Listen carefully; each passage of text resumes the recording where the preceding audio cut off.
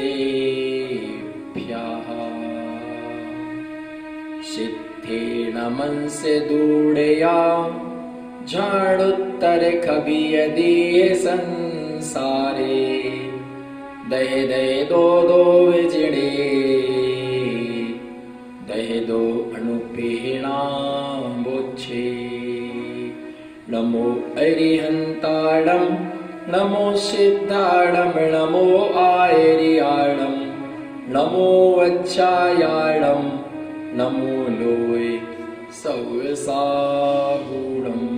चलो पंच परमेश्वरी की जय। परम पूज्य आचार्य गुरुवर से 108 विराग सागर सिंह महामुनिराज की जय। धर्म स्नेही बंधुओं, पुण्य लब्धियां जब काम करती हैं तब अनायास ही इस जीव के लिए इष्ट वस्तु का समागम मिल जाता है। जब पाप कर्म का उदय होता है तो प्राप्त हुई सिद्धियां भी पलायन कर जाती हैं।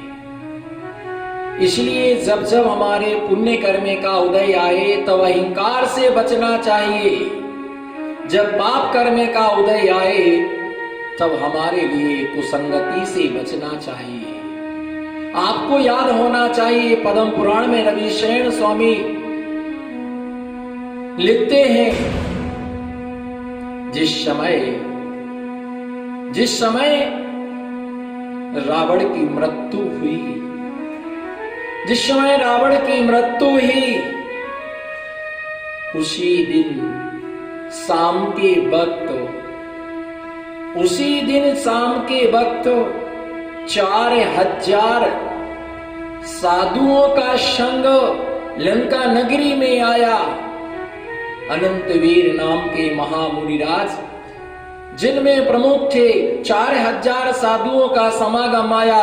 रात्रि के काल अनंतवीर महामुनिराज के लिए वहीं लंका के उद्यान से उन्हें केवल ज्ञान की प्राप्ति हो गई। प्रातः काल की वेला में गंध कुटी जब लगी तब वहां पर जाकर के किसी व्यक्ति ने प्रश्न पूछा, हे स्वामी, आप जब पधारे, अगर 2 घंटे पहले पधार जाते, रावण के लिए आपका धर्म का उपदेश मिल जाता, रावण के लिए आपके मुख से 2 शब्द सुनने के लिए मिल जाते, रावण तिर जाता। उन अनंतवीर केवली ने समोषण में कहा कि अरे कैसे मिल जाता, भाग्यहीन को ना मिले। इष्ट वस्तु का योग दाख पकत जब होते है, काक कंठ में रोग जब दाख पकती है तो कौवा के लिए कंठ में रोग हो जाया करता है। भाग्यहीन के लिए वह इष्ट का समागम नहीं मिलता है जिसने जिंदगी भर साधुओं का अभिनय किया हो, जिसने जिंदगी भर साधुओं का अपमान किया हो, जिसने जिंदगी भर साधुओं का तिरस्कार किया हो, जिसने जिंदगी भर साधुओं की अवहेलना की हो, जिसने साधुओं के लिए दूसरी दृष्टि से देखा हो, उसे अंत में साधु का समागम कहां मिल सकता है? जिसका नरक में जाना निश्चित ही हो गया है, जिसका नरक में जाना निश्चित ही हो गया है, उसे महामुनिराजों का समागम कभी भूल करके भी नहीं मिल सकता है।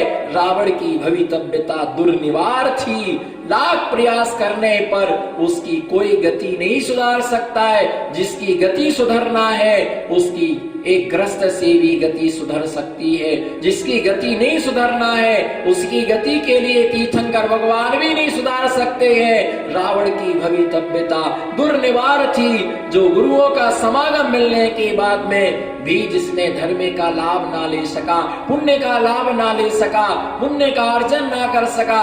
बाह्य वैभव मिलना पृथक बात है, पर अंतरंग का वैभव मिलना एक पृथक बात है। उन्होंने यही कहा, अनंतवीर केवली ने, पापियों के लिए कभी महामुनियों का समागम ना मिल सका। वह रावण ने सबके लिए भोजन कराया, दुनिया के लिए भोजन कराया, पर दिगंबर महामुनिराज के हाथ पर जो एक गिलास ना रख सका, दिगंबर महामुनिराज के कर पात्र में जो एक रोटी का नवाला ना रख सके, समझ जाना तेरी भवितव्यता दुर्निवार है। जो निर्ग्रंथ महामुनिराज मालूम, जिनकी चित्त वृत्तियां सठखंडागम प्रथम पुस्तक में लिखा, दिगंबर महामुनिराज बैल के समान भद्र प्रगति वाले होते हैं, शेर के समान पराक्रमी होते हैं, गज के समान स्वाभिमानी होते हैं, आकाश की तरह निर्लिप्त होते हैं, वायु के समान निस्संग होते हैं, पृथ्वी के समान क्षमावान होते हैं, चंद्रमा के समान शीतल होते हैं, सूर्य के समान वो परम तेजस्वी होते हैं, पृथ्वी के समान वो क्षमावान होते हैं, कल्प वृक्ष के समय ज्ञान के दानी होते हैं, लोगों के दुख को हरने के लिए वह एक पुण्यात्मा होते हैं। ऐसे महान साधु पूज्य होते हैं जो उनके चरणों का स्पर्श ना कर सके। जो दिगंबर महामुनिराज के चरणों का स्पर्श ना कर सके उसकी भवितव्यता दुर्निवार है। जो नगर में साधु के आने के बाद साधु की वैयावृत्ति ना कर सके उसकी भवितव्यता दुर्निवार है। जो दिगंबर साधु का कमंडल ना पकड़ सके उसकी भवितव्यता दुर्निवार है। जो साधुओं के आहार में सम्मिलित ना हो सके उसकी भवितव्यता दुर्निवार है। उसकी भवितव्यता दुर्निवार है। हमने सोचा तुम्हें हर मंजिल करीब हो, हमने सोचा तुम्हें हर मंजिल करीब हो, हमने सोचा तुम्हें हर वस्तु नसीब हो वहां, लेकिन वहां पर पारसनाथ भगवान भी क्या कर सकता है जहां आदमी खुद बदनसीब हो। नगर में साधु आने के बाद प्रवचन ना सुन सके, समझना तेरी भवितव्यता दुर्निवार है। तेरी गति को कोई भी सुधार नहीं सकता, इसलिए साधु के जाने के बाद नहीं, साधु के जाने के बाद नहीं, साधु के पहले जाग जाना। जो जागता है वो पाता है, जो सोता है वो खोता है। जो सोता है वो खोता है, जो खोता है वो सिर पकड़ करके रोता है। समझ जाओ, मैं चेतावनी दे रहा हूं, मैं सावधान कर रहा हूं, मैं आपके लिए जगा रहा हूं। कोई दादागिरी नहीं कर रहा हूं, कोई आदेश नहीं दे रहा कोर्ट का, पर जाग जाओ। मैं जगाने आया हूं, मैं भाग दे रहा हूं और तू बाग में घूमने के लिए जा रहा है। मैं भाग दे रहा हूं, तो सुबह सुबह घूमने के लिए बाग में जा रहे हो। साधु के लिए छोड़ करके बाग में जाओगे तो अगले जन्म में बाघ ही बनोगे, अगले जन्म में बाघ ही बनोगे। इसलिए साधु जगाने के लिए आता है, पापियों को सुलाने के लिए और पुण्यात्माओं को जगाने के लिए।